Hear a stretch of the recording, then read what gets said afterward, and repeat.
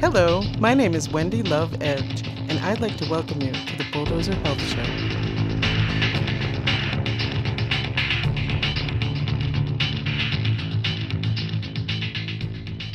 In this episode, I'll be interviewing Dr. Jonjy Ananth, MBA, from Shrewsbury, Massachusetts.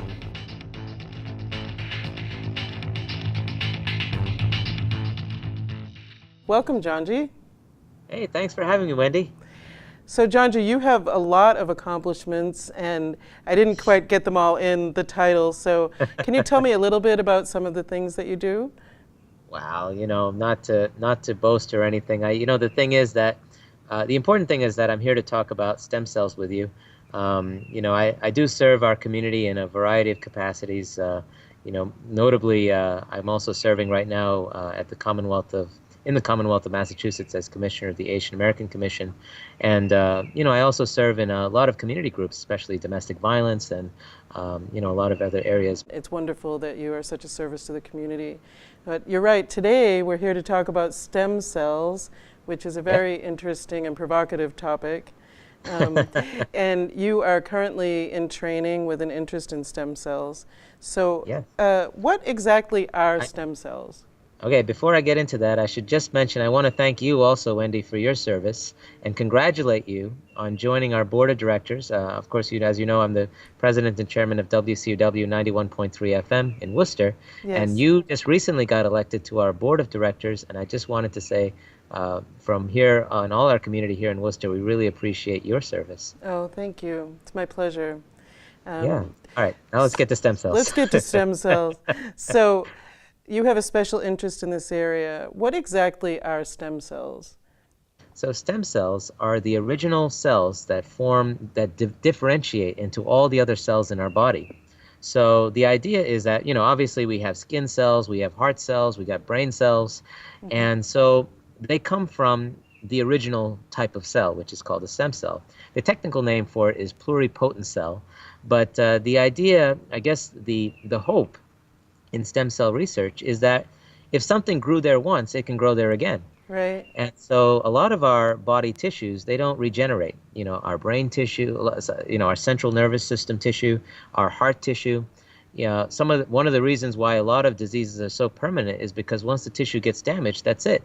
Right. Especially people who suffer heart attacks, people who have strokes, people who are paralyzed.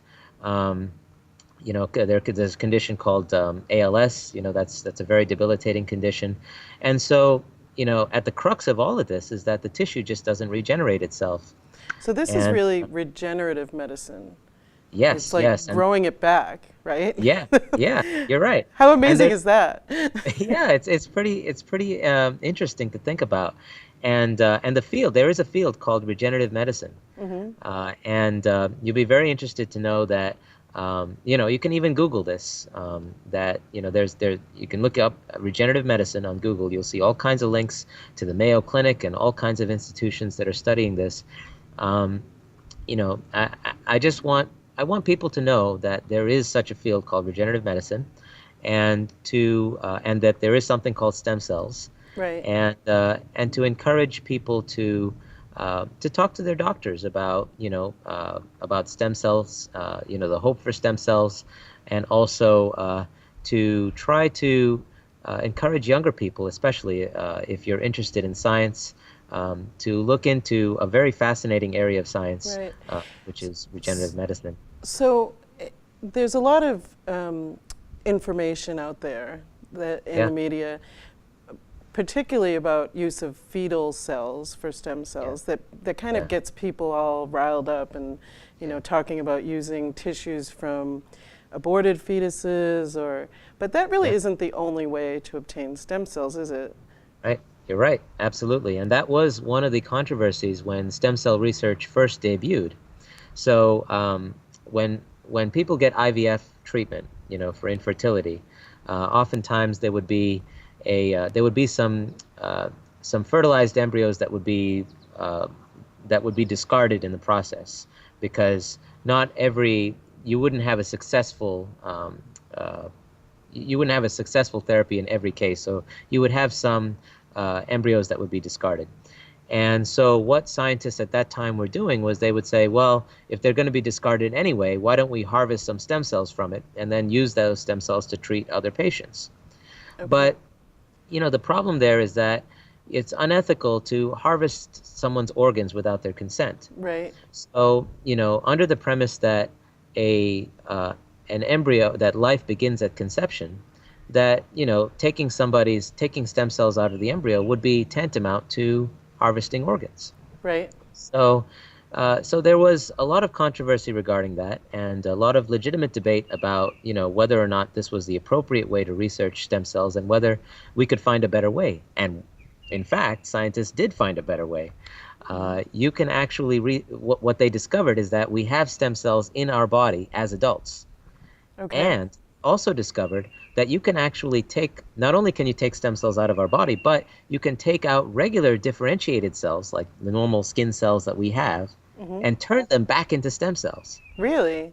So Yeah. the cells that we already have available can be then taken from the body and used to regenerate something that's not working properly, like let's say in arthritis or autoimmune diseases, would you say?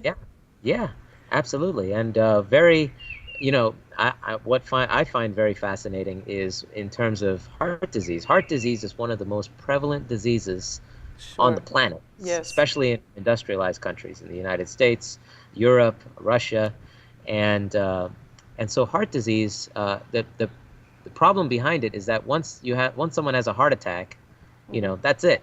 Like their heart tissue is damaged. The only way really to repair it is to replace the whole heart, a heart transplant. Right. And so there aren't that many hearts that are out there. So people who have heart attacks and they develop heart failure, they end up on the transplant list, and there's something like 14,000 people waiting for hearts and only 2,000 Wow. donors. Wow. So, there's a huge gap out there. Right. And so it becomes really important to find a way to repair that heart tissue.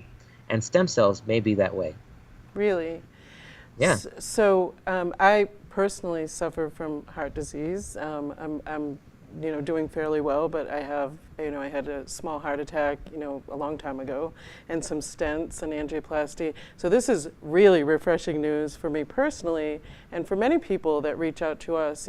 They feel frustrated with the idea that they might have to be on pharmaceutical drugs the rest of their life. Yeah. This sounds like something, if you can regenerate the heart, that is huge. Yeah, it's really huge. Now, that being said, let me give you a little caveat as well. Okay. That, this is research and it's general knowledge, so there's no such thing as a cure-all. Right. And stem cells, as yet, are unproven. So, the research is still ongoing. It's Right. research. Right.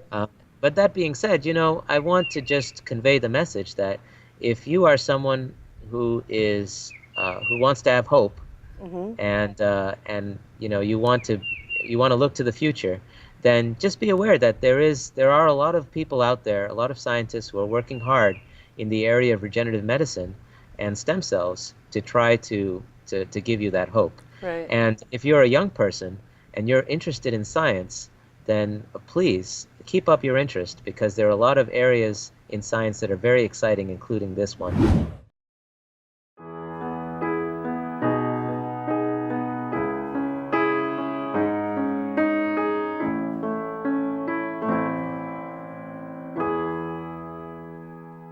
Get your head in a cold Neverland awaits us both. Leave a note, that's where we'll be. I've got a new pair of wings from the girl who loves to sing, with a voice that sets me free. And you're not gonna know how it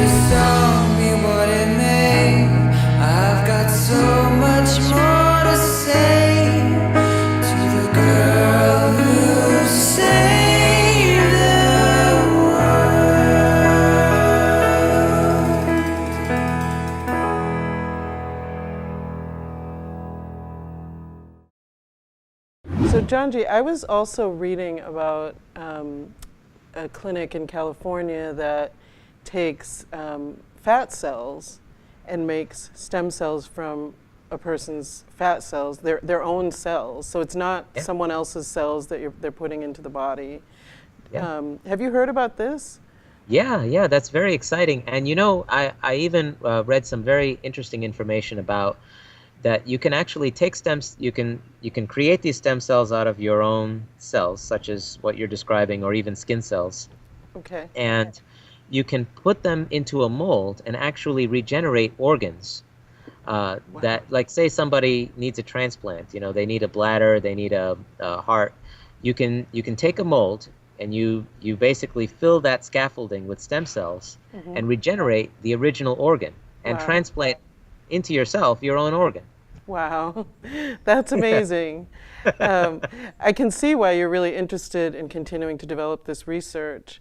So, do you think that presently there's a chance for people with stem cells, or you think it's still far off in the future that people could access this regenerative medicine? I don't know. I mean, it's hard to say with research. It depends on the success of the research. Sometimes when in research projects, some research gets expedited Right. if you see that the benefit outweighs, of the harm of waiting a long time Sure. is greater than the benefit of having it out in society sooner. But that being said, in general, research takes a lot of time because of the vetting process to make sure that by the time a treatment gets out there, it's safe for the general public. Right. We don't want to. We want to make sure that, as one of the first premises of medicine is to do no harm, as you know. Yes. And we want to make sure that all the due diligence is done on any new therapy before it comes out to the patient. Right.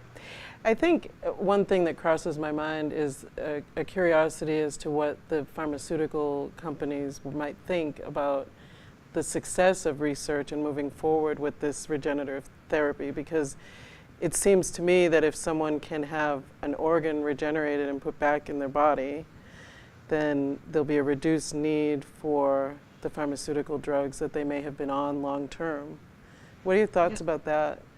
I don't know. I mean, the thing is that healthcare and disease is very complex, and it's difficult to say that there will or will not be a need for X, Y, or Z, because a lot of times, illness doesn't exist in a vacuum where someone has one condition. Right. Oftentimes, a condition will precipitate other conditions, and or may be as a result of other conditions. Right. And so it's difficult to say necessarily that that pharmaceutical companies would be more or less inclined to engage in regenerative medicine because they may it may impact the use for other drugs. I'm very confident that all therapies that are out there will have some kind of importance for people in different contexts. Right. So it's difficult to judge exactly what people will need. It really is an individualized decision between physician and patient. Sure, for sure.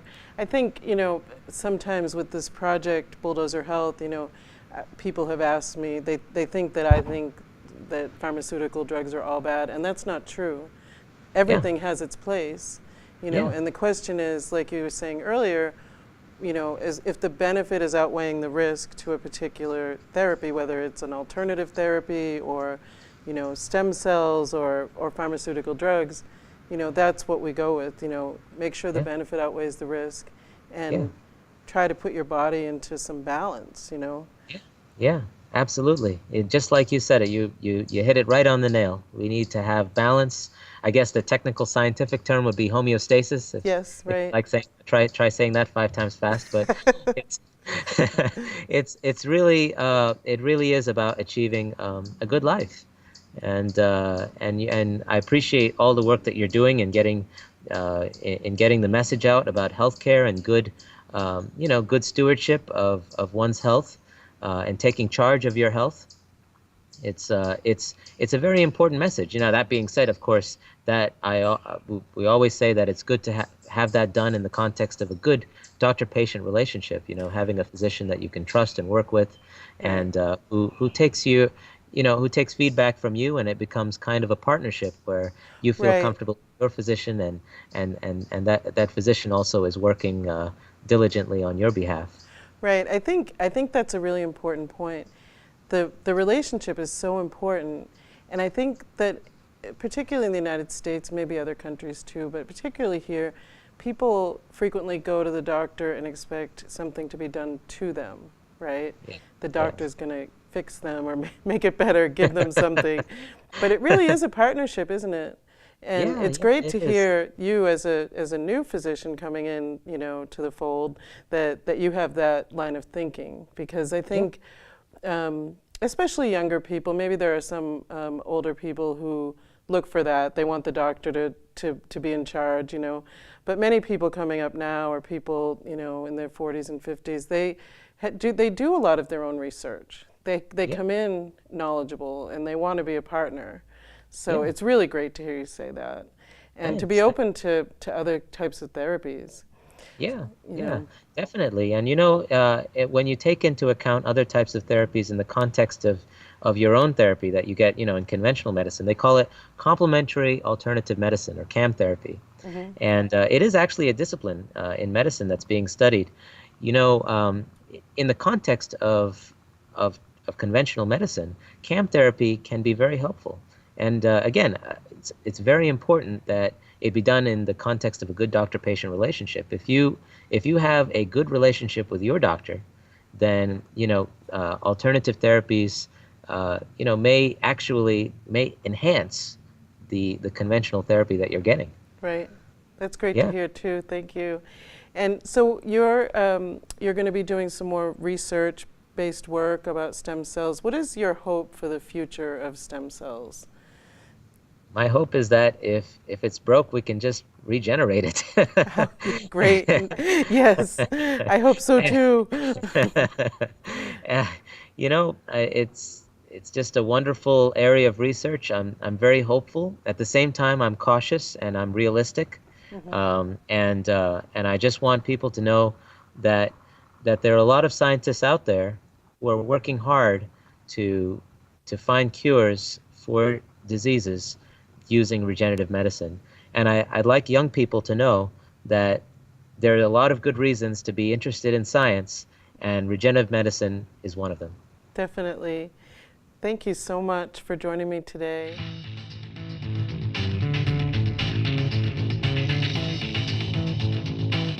Bulldozer Health Incorporated is a 501c3 nonprofit organization and healthcare reform initiative. You can find us at bulldozerhealth.org. Take back your health, America.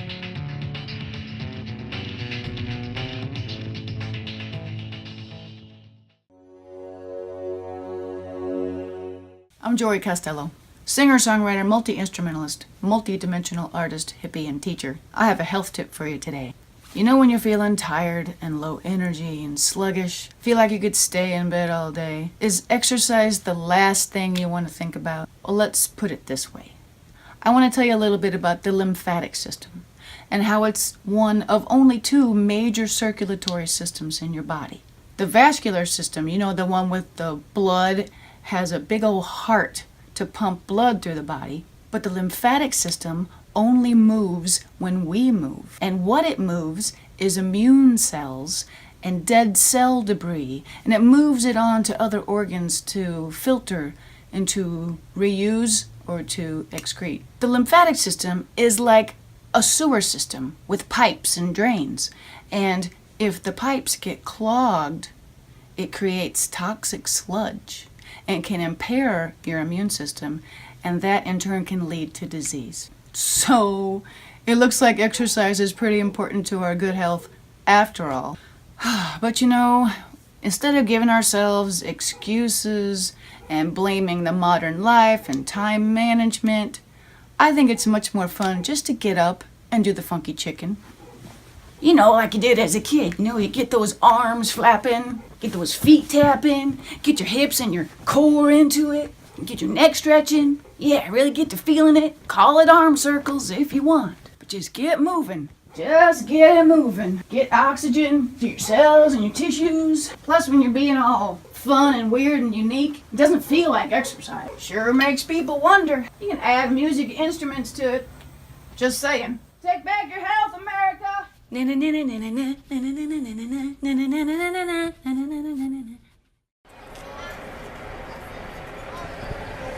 Don't wanna live in the shadow. Now you found a brighter day. Let's find the strength we need to cast all our fears away. There's a power within us to live and light our way. We can hold it like a fire, set this light for blaze. We can take back our power. Rise up, see the light. We can all stand together. See our visions come to life. We can take back the freedom. Never give up this fight. Look ahead, no regrets. Time to take back our life. It's time to take back our life. Take back your health, America. Hi, I'm Wendy Love Edge, and I am the host of the Bulldozer Health Show. The Bulldozer Health Show is a podcast, television show, and radio show, and we produce it in many different formats so that we can reach as many people as possible and educate them about all of their health options, especially natural health options. I love to interview alternative health providers and get really up close and personal with them, find out why they started doing this type of treatment, the science behind it, how it could help someone to improve their health and wellness, and what a person could expect when they go to see them. I also interview activists for all different types of health-related causes, such as Lyme disease, cannabis, just to name a couple of things. I interview physicians. I interview people who have found success through doing their own research, finding natural methods that improve their health and lifestyle choices, and bring their story forward so people can be inspired and figure out that their health truly is mainly in their own hands and that they can find different options for themselves. Hey, this is Jory Costello with another Bulldozer Health Tip.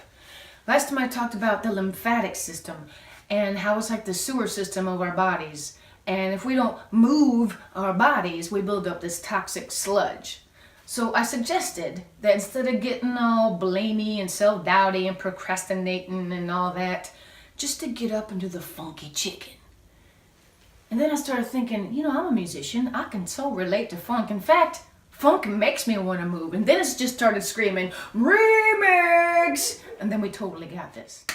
Yeah? You with me now? We gotta shake that funk out. Shake that funky shaking out. We gotta shake that funk out. Shake that funky shaking out. Get it, shake that funk out. Yeah, shake that funky shaking out. Yeah, shake that funk out. Shake that funky shaking out. Get it, get it. The Food and Drug Administration on their own website states that a drug is a prescription when a medical professional is required to supervise its use because the patient cannot safely use the drug on their own. Why then are drug companies allowed to market directly to the patient? This puts Americans' health at risk every day. Let's fight back and get this public health risk off of television. I've wished you well, but it's been too long now. We've traveled so far away. We've traveled so far away. In this episode, I'll be interviewing Stephen Mandilli. I'll be speaking with Julius Jones. We're on location at Just Breathe in Worcester, Massachusetts, in Leominster, Massachusetts, in Natick, Massachusetts. Bulldozer Health Show. Unexpectedly, she returns to me like a